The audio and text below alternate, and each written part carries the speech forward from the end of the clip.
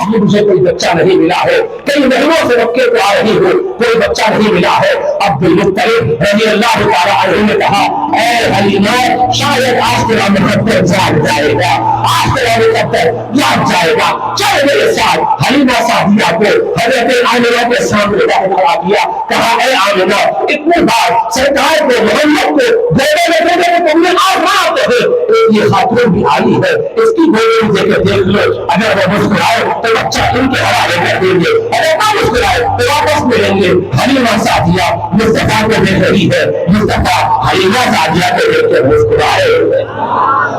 نعرہ تکبیر، اللہ اکبر، نعرہ رسالت، یا رسول اللہ، قیامت، انذار قیامت، آقا قیامت، داتا قیامت۔ جس کی تسکی سے روتے ہوئے ہفتے اس تبسم کی حضرت پہ لاکھوں سلام۔ مصطفیٰ مسکرا دیے، مسکراتے ہی آمنہ خاتون نے کہا ہاں محمد کو ان کے حوالے کر دیا جائے، محمد کو اس خاتون کے حوالے کر دیا جائے۔ اب دیکھو یہ مصطفیٰ قانون بدلنے آئے ہیں، مصطفیٰ کسی قانون کے پابند نہیں ہے، مصطفیٰ قانون بنانے والے ہیں، مصطفیٰ قانون ساز ہے، مصطفیٰ قانون دے ہے، مصطفیٰ قانون کے دائی ہے، مصطفیٰ جو بناتے ہیں قانون ہو بن جاتا ہے۔ اب قانون میں بن رہا ہے وہ حلیمہ وہ سب سے عظیم تحصیل تھی، مصطفیٰ کو گود میں لے کے رحم میں بیٹھ کی ہے، اس کی گھٹنوں میں طاقت اتر رہی ہے، اس کے تھروں میں جو بھی کر رہا ہے ایسی سربا اونچنی ہو رہی ہے، وہ سب سے آخر میں لگتے مکے کو پہنچی تھی، اب دور پہلے سب سے آگے نکل رہی ہے۔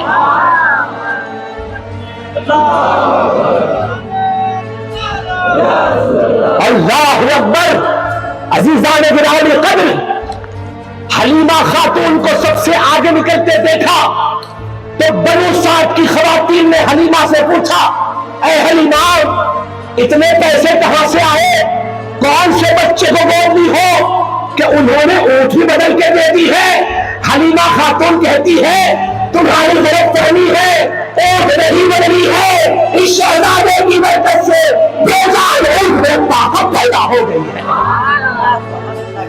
سب سے آگے حلیمہ جا رہی ہے، حلیمہ خاتون اپنے ڈیرے میں پہنچ گئی ہے، وہ کٹیا حلیمہ سعدیہ کی، وہ ڈیرا حلیمہ سعدیہ کا جہاں چراغ بھی نہیں تھا، چراغ جلانے کو چراغ بھی نہیں تھا۔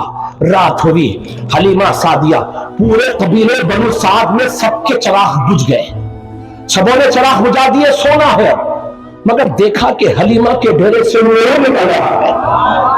ذرا محبت سے بولیے، حلیمہ کے ڈیرے سے نور نکل رہا ہے۔ ایک دوسرے سے خواتین پوچھ رہی ہے ارے یہ ڈیرا حلیمہ کا ہے نا، یہ جھوپڑی حلیمہ کی ہے نا؟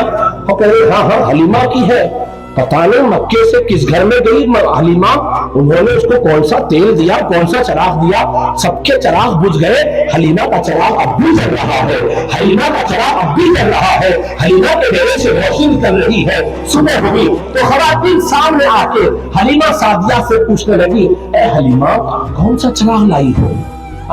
سبحان اللہ، کون سا چراغ لائی ہو، کون سا تیل اس میں ڈالا ہے؟ جو ہم نے چراغ گل کر دیا، تمہارے ڈیرے سے تو روشنی نکل ہی رہی تھی۔ حلیمہ کہتی ہے چراغ تو ہے ہی نہیں گھر میں تو چراغ ہی نہیں ہے، لیکن جب سے یہ محمد گھر میں آیا ہے بغیر چراغ کے بھی رات میں روشنی نکل رہی ہے، نور نکل رہا ہے۔ اچھا قبیلے بنو سعد میں ایک قانون اور تھا، آپ کو سناؤں میں؟ پیچھے والے نہیں سننا چاہ رہے، ایسا دکھ رہا۔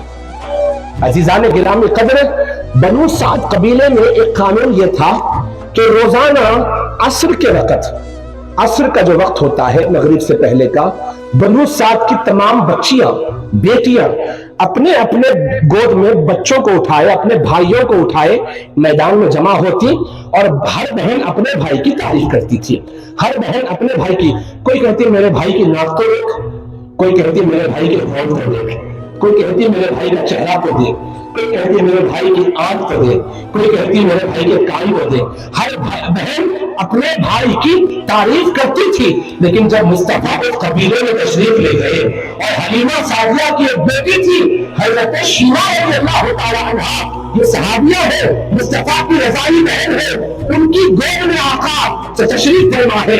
सरकार को गोद में लिए हुए हलीमा सादिया की बेटी हजरत शीमा उस मैदान में पहुंची और हर बहन अपने भाई की तारीफ बयान कर रही है। हलीमा सादिया की बेटी शीमा भी मुस्तफा की तारीफ करना चाहती थी।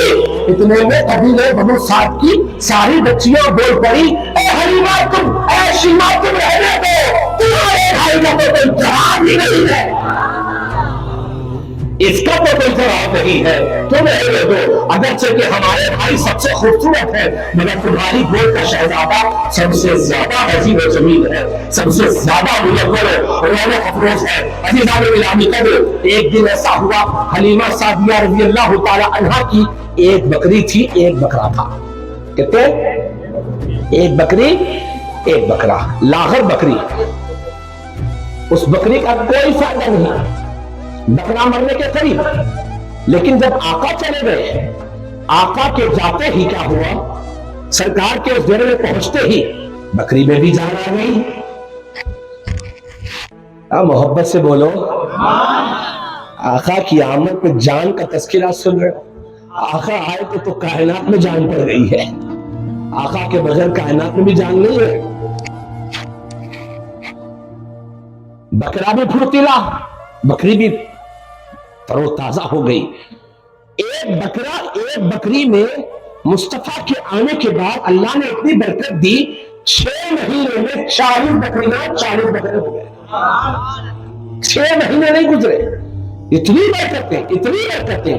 अब हलीमा सादिया सिर्फ खुद अपना पेट नहीं भरती है, बल्कि पूरे कबीले वालों का पेट भर रही है, पूरे कबीले।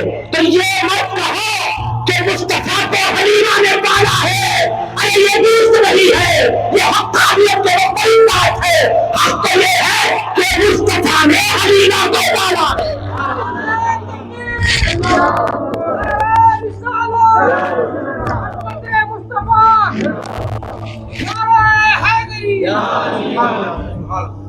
मेरे दोस्तों और बुजुर्गों,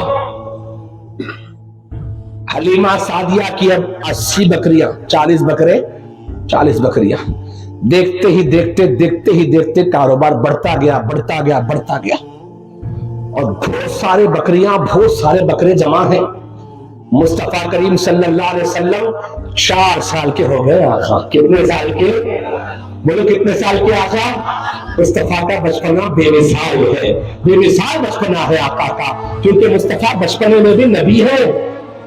हाँ, 40 साल में नबी नहीं हुए आका, आका नबी बन के आए हैं।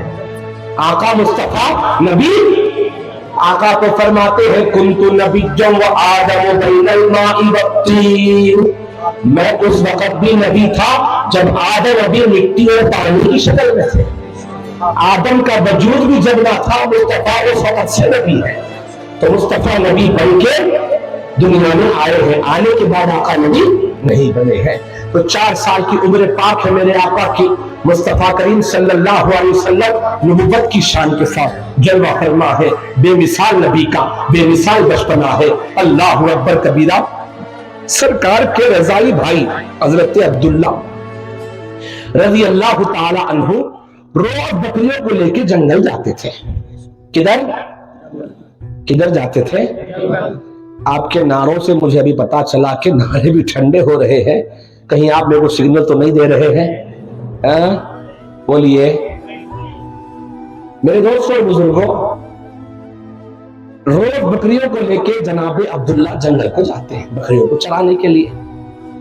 एक दिन ऐसा हुआ, मेरे करीम आका सल्लल्लाहु अलैहि वसल्लम ने हलीमा सादिया के कान में आके कहा, अम्मा हलीमा, अगर इजाजत हो तो आज मैं जंगल चले जाऊं। सुभान अल्लाह। मुस्तफा के कितने प्यारे बोल होते हैं, मुस्तफा कितना प्यारा कलाम फरमाते हैं।